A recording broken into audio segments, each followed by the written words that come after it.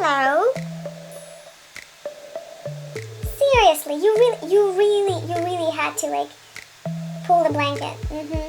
Sure. We're all watching you. We're all excited. Don't break it, don't break it, don't break it.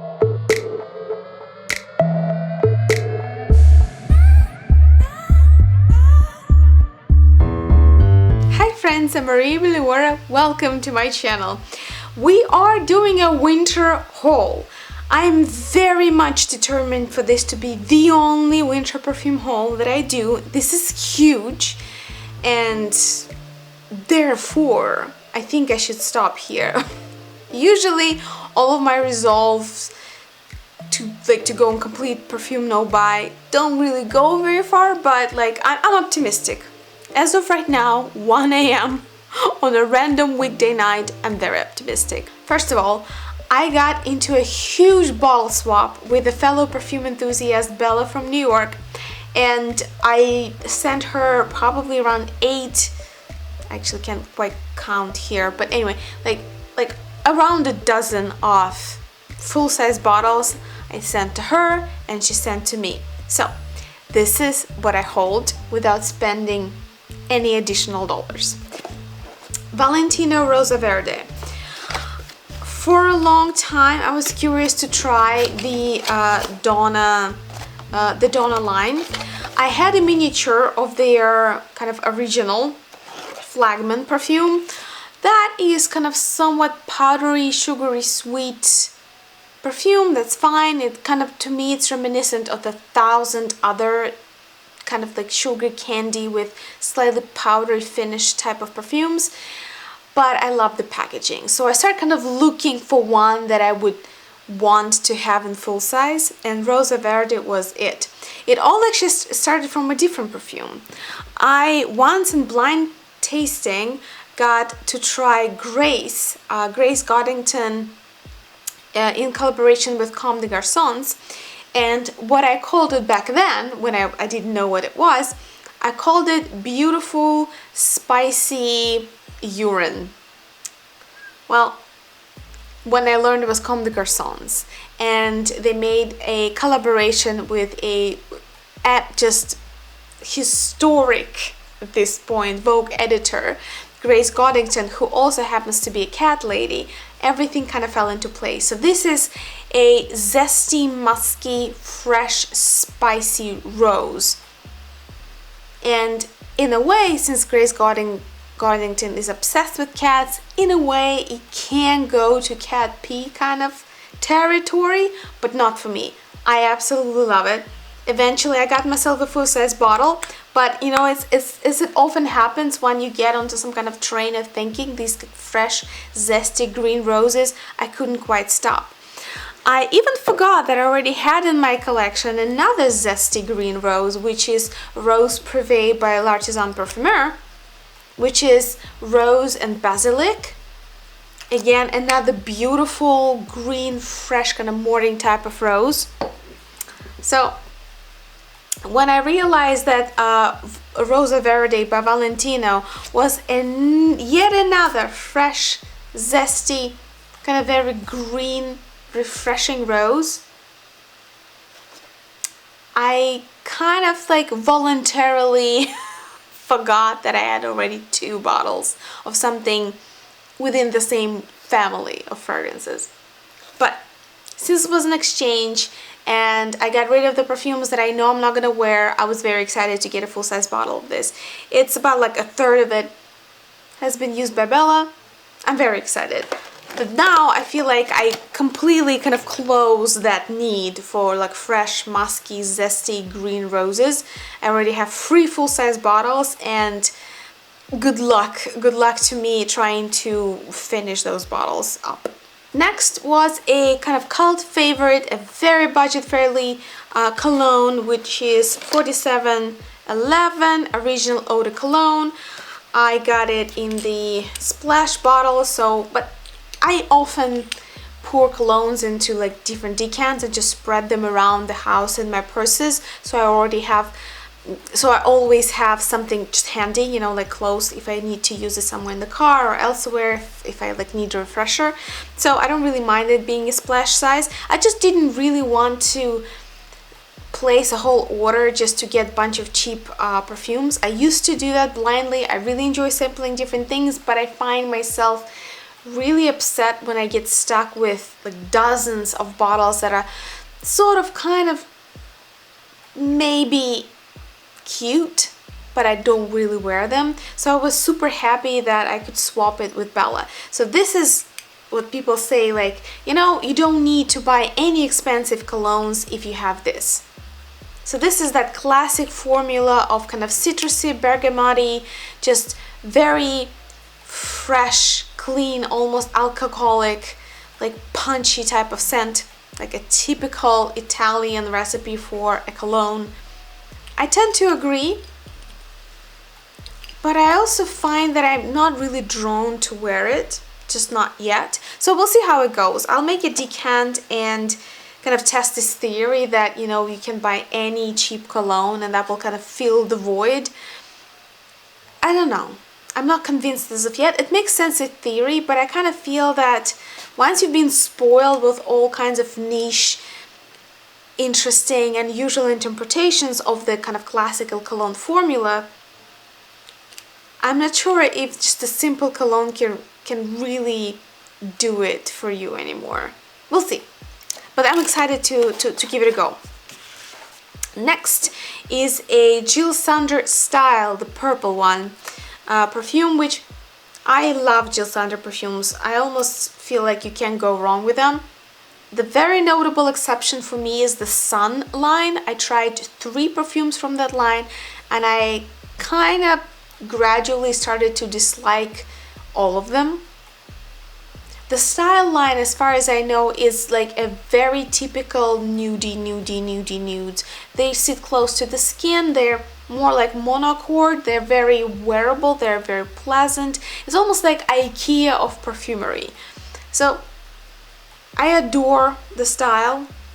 To me, it's just this yet another kind of makeup-y, slightly powdery, very comforting perfume.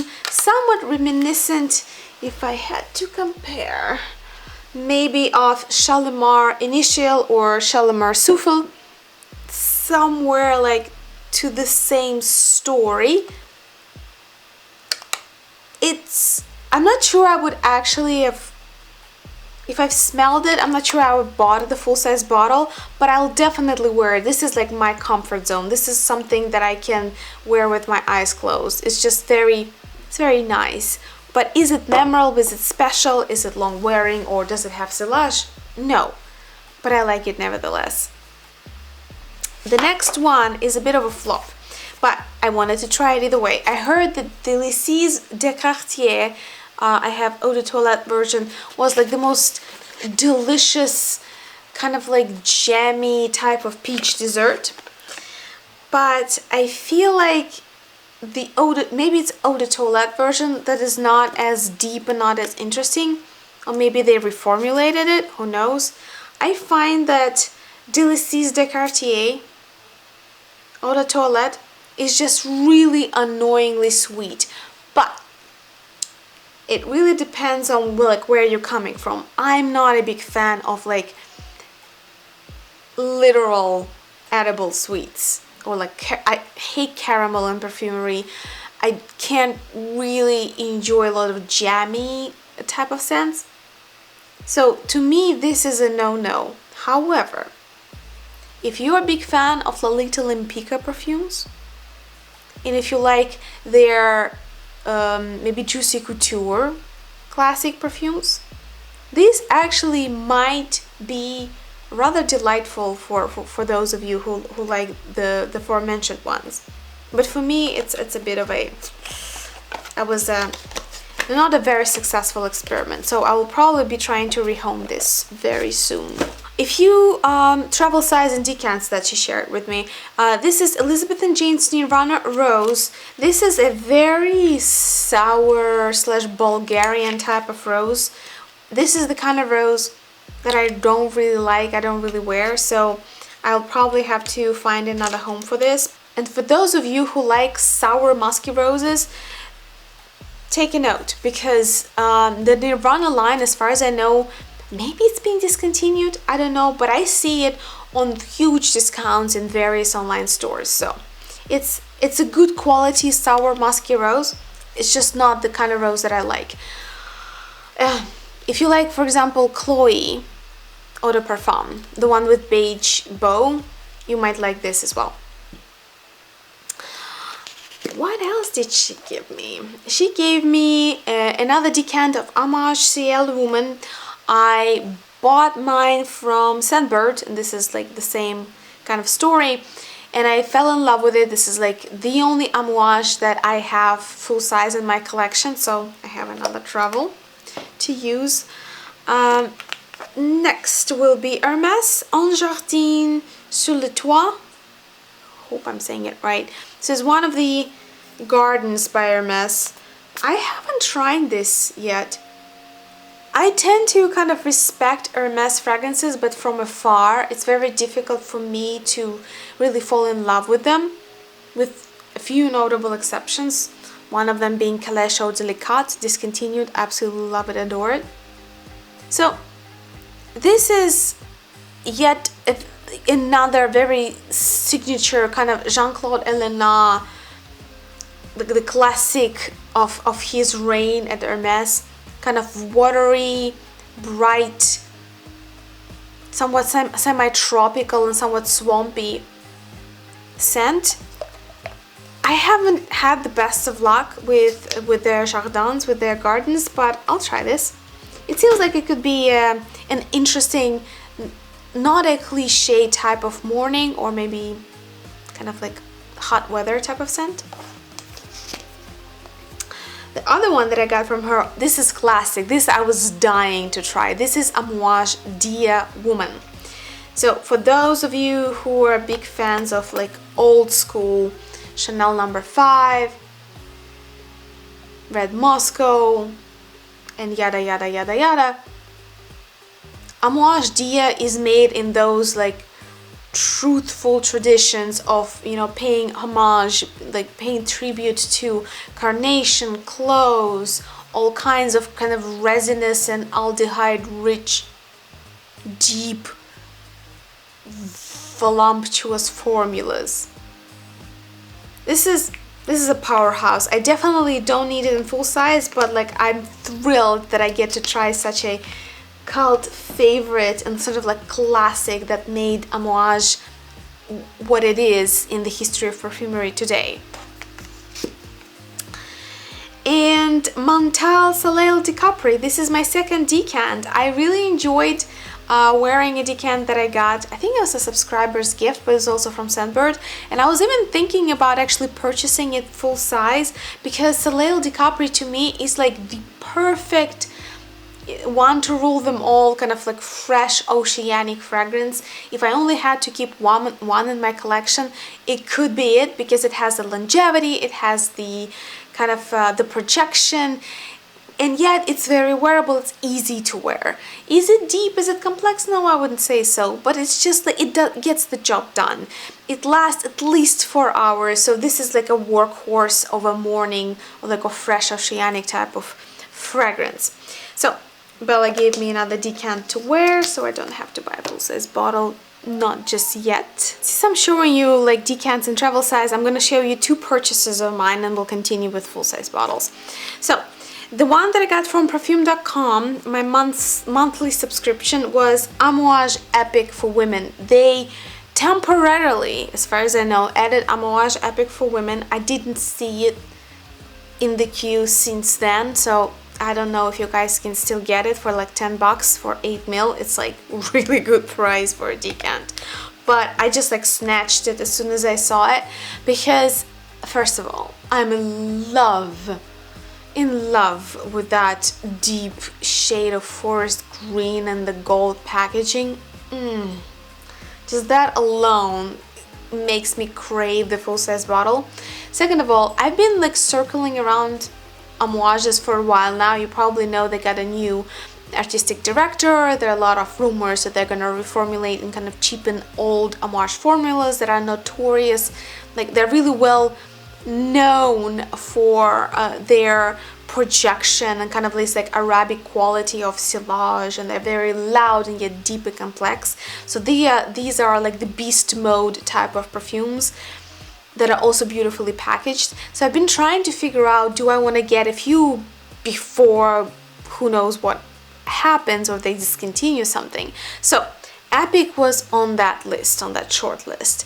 I tried it in a couple of stores before the pandemic hit, and I vaguely remember there was really something beautiful and spicy and really rich, but that was all that I remembered. So now I have actually decant to try, and to be honest, let me try it right now. It's not quite what I remember. It's, to me, I remember it a little bit more floral, but it seems more spicy and more, has more of like a pine needle kind of situation going on. Much louder than what I remember, but I just need to wear it and make an executive decision eventually. This is the fragrance.com subscription that I paid for. I think I bought the full year of subscriptions because that would be cheaper. So I think it ends up being around like 11 or 12, let's say $12 per 8 ml, which is also like a pretty decent price. So this is Serge Lutens Nuit de Cellophane. This is the kind of the plasticky jasmine, if I'm not mistaken. This is at least how they describe it. Again, all of the Serge Lutens perfumes are, to me, they kind of like there's like a dichotomy about them. They're either super wearable and I just love them and I absolutely adore the packaging, or they are just weird. I can study them, I can appreciate them as some kind of like theoretical construction or creation, but I don't want to wear them. You know what I mean? Like, it's mostly for like research purposes that I want to smell them rather than actually wear them on myself. So Nuit de Cellophane so far proved to be more of a research study kind of situation. Not that it's very complex or controversial, it just doesn't quite vibrate with me. When it comes to fresh, crispy type of jasmine scents, I feel like I have better selection already in my collection. So I'm happy that I tried it because it's a very popular perfume in the Serge Lutens line. A lot of people swear by it and say like it's their go-to kind of morning jasmine scent. But I personally find that I don't need a full-size bottle. I'll probably like just play with this for a while and move on. By the way, if you're curious about my sort of a variety of the jasmine scents in my collection, this jasmine has probably like 1,000 faces. Please let me know in the comments below and we'll like figure something out to make like a video review of all of my jasmine collection. Another floral. This is Nilang by Lalique. I have very good luck with Lalique. I like almost everything I get from them, with only one exception, the Anchor Noir, which is like ink, stone and vetiver. To me it was just too austere, but most of the fragrances by Lalique are just compliment getters. They're not too cliche like mainstream designer perfumes like Black Opium, La Vie est Belle and whatnot. They do have their own face, and yet they are kind of on the same level of pleasant readability. It's they just easily transfer between different tastes and between different circumstances. They're just, they're just very comfortable if you like feminine, semi-sweet florals. I kind of tend to think the same way about Elizabeth Arden fragrances as well. So, Nilang.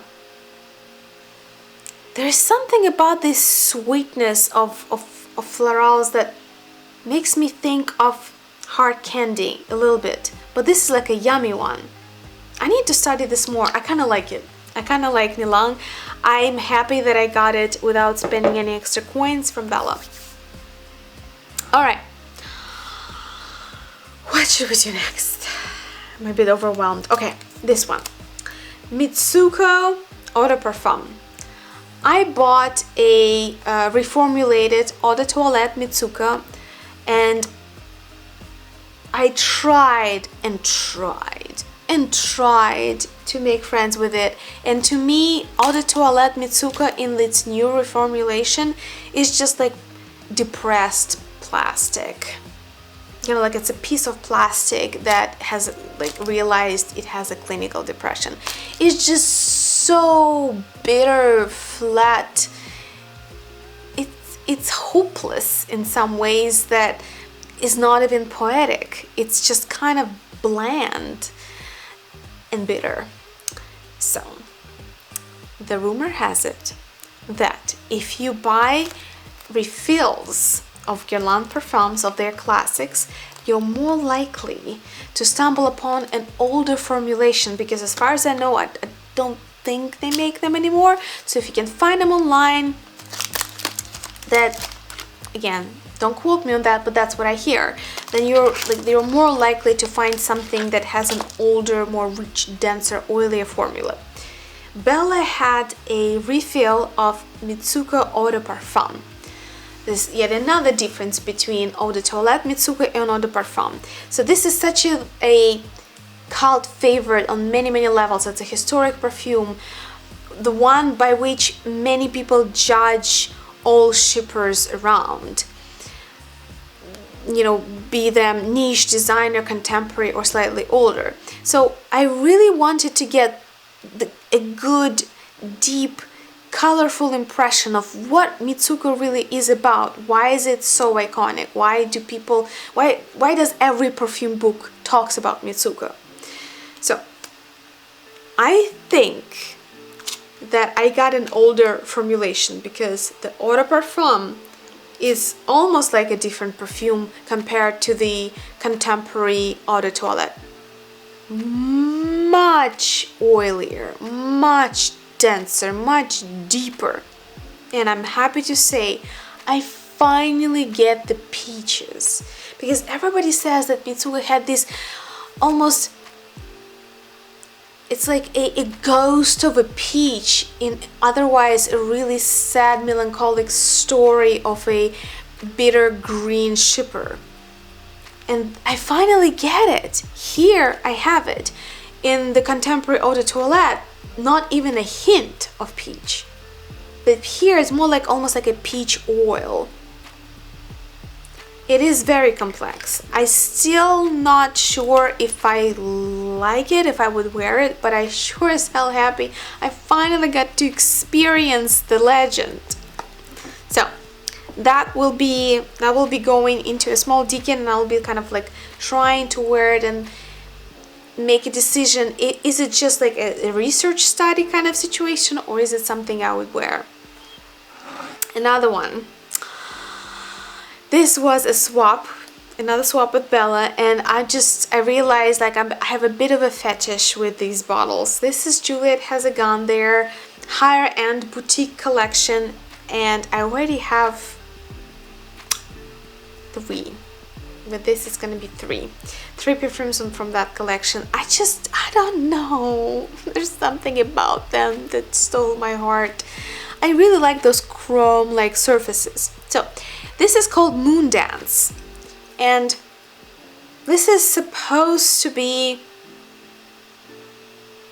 a perfume that reflects like the cold bluish light of the moon. To me, however, I like it way more from, you know, like this very unique smell that you get only on the bottle and almost never on yourself. It's like the mystery of many perfumes to me. I love how it smells like this from the cap of the bottle. But when I spray it, it's just like if Mitsuko Eau de Toilette, the contemporary one, is plastic that fell into clinical depression, Moon Dance by Juliette Has a Gun is like sort of the next stage, the plastic that realized that life is worthless. I want to exit, stop the planet, I'm leaving. it's just so, it's like mineral patchouli. I think Van Cleef & Arpels has something very similar, at least sort of in the same vein. I think it's called Moonlight Patchouli. I don't know why people, when they, like perfumers, when they try to interpret the moonlight, it's always something mineral and something like zesty patchouli like ish. I don't know, I don't really connect with that concept of a moon. To me, moon, I need to think about like what I would put into a moon-like fragrance, but this is a difficult one. I will continue to try to wear it and see how it opens up on my skin, how it plays with others. Maybe I can layer it, but so far I'm in love with the packaging and a little bit puzzled. Let's just say puzzled by the juice. The last bottle in that historic exchange was actually something from my wish list. I just couldn't pull the plug and pay the price that Dior is asking for Pure Poison, but I adore the bottle. I really like the packaging. I love the fragrance. It's just so easy to wear. It's this kind of slightly powdery, like I call it orchid vanilla. This is something about it. It's just so comforting, so soft, so fluffy. It's a delightful perfume. To me, it is somewhat reminiscent of Jill Sander style, and there are many perfumes like that in my collection. That's what I call like kind of like cuddly scents. So Pure Poison to me is a very cuddly scent. It's very fluffy. It sits close to the skin, and yet it's like a soft cocoon that just like wraps you around. It's very delightful, and I'm so glad I have the bottle without spending any extra money on it. Two more Molinard perfumes. The Canadian website Fragrance.Canada keeps adding more Molinards, and I keep buying them because I heard great things about them. They have like amazing kind of like the golden standard of mono accord, you know, like I wouldn't call it soliflores because not all of them are about flowers, but you know what I mean, like this kind of like one idea, simple, understandable name, beautifully crafted composition around it. So the two more that I got are the ones that actually I think one of the best sellers in this line by Molinard. This is Lavender, which is dedicated to lavender, and I thought it would be like run-of-the-mill kind of lavender sachet, you know, that you can leave in the car, on the closet, but no, this is actually a quite imaginative scent. This lavender is somewhat oily, somewhat and quite smoky. It's slightly bittersweet at the same time, so it makes it almost like a smoky gourmand lavender to me. This is both good and bad. It makes it kind of unique in my collection of lavender scents. By the way, if you're curious, I made a whole video about it. This is basically +1 to that collection. If I don't forget, I'll leave a link below for you. But at the same time, it makes it harder to wear. I have to be in a very particular mood to enjoy this kind of complexity and kind of smoky darkness. Yet, for the price that I paid for it, I think it was like $40-something. This is quite something, quite impressive. And the second one that I got was my attempt not to buy Diptyque Philosophes. This is Fig by Molinard. The sweet fig fragrances, the sheer number is probably a couple of dozen right now across the board. Most of them are in niche perfumery. I don't know why, because I find that fig's flavor is very pleasing and very easy to wear in like eau de toilette, but I'm pretty sure Jo Malone probably got you covered if you're looking for something like easily accessible. Not the cheapest and not the longest lasting, not the highest quality, but easily accessible. The best fig to date that I tried is still Diptyque Philosophes, and I just couldn't find it on a good deal, and I thought this probably is just as good. You know, I think that should do. So I bought Fig by Molinard. What can I say? It is somewhat milky, beautiful, creamy fig.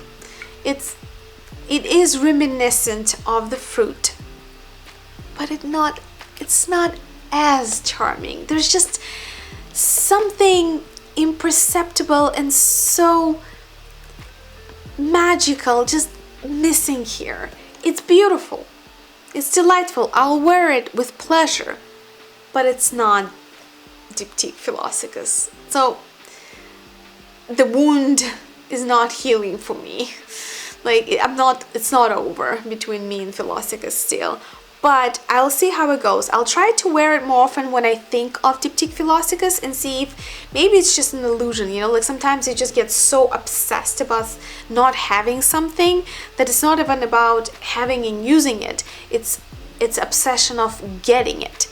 So I will do my best to saturate my craving for it via the Fig by Molinard. Another just like addition to my collect, this is like something that I'm almost ashamed about, but I just keep buying L'Artisan Parfumeur fragrances just because I love the brand. I rarely get disappointed with their perfumes, so every time I see something on a discount, it's very hard for me to resist. Very. So I got 100 ml of their Olé Sauvage, which is a fragrance that is dedicated to carnation flower.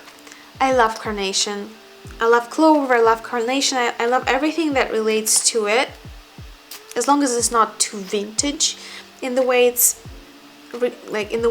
performed or like realized. So I was really curious how Olé Sauvage, which has a rather like a kind of like bitey name to it. To be honest, I don't see anything sauvage about it. It's a beautiful, creamy, almost milky, kind of makeup-y type of attempt at a carnation flower. To me, it's reminiscent in the way it's constructed with Mimosa Pour Moi from the same brand, L'Artisan Parfumeur. There, it's a very makeup-y, creamy mimosa. Similarly, a very creamy, makeup-y, kind of almost milky iris is Iris de Champs by Ubigan. I almost feel like I should make a video about like creamy florals, because that's a very specific feel that they give you. And this is what I get here. I don't get any spiciness, any audacity, brightness, sharpness that the name would suggest. It's rather soft, semi-sweet and delicate perfume. Exactly what my comfort zone is all about. Love it. I have been looking for a peachy, sort of sweet, zesty shipper for a long time, and I guess Mitsuko Eau de Parfum is one attempt at that. I think I tried so many different shippers trying to find that semi-sweet peachy shipper that would be ideal, that I couldn't find it. I got Roomba by Ted Lebus, I got a bunch of others. Nothing quite fit the bill until I got Knowing by Estee Lauder.